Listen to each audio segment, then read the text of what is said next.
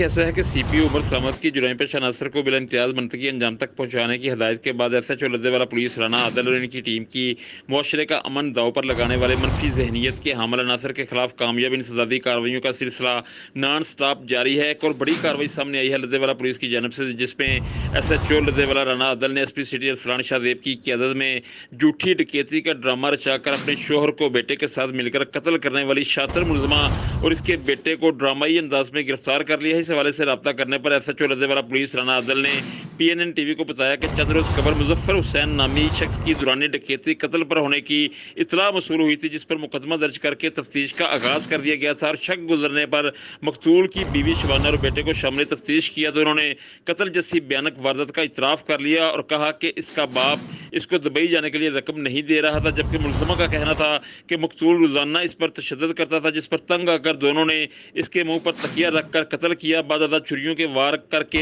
कत्ल को डकैती मजामत का रंग देने की कोशिश की, मगर बिल आखिर पकड़े गए। बेहतरीन कारकर्दगी का मुजाहरा किया गया है लद्देवाला पुलिस की जानब से, जिस पर लद्देवाला के अवामी समाजी हलकों ने पुलिस को भरपूर खराज तहसीन पेश किया है, जबकि दूसरी जानब CPO उमर सलामत ने शानदार कारकर्दगी का मुजाहरा करने पर SHO लद्देवाला पुलिस राना आदल और इनकी टीम को शाबाश दी है। जी।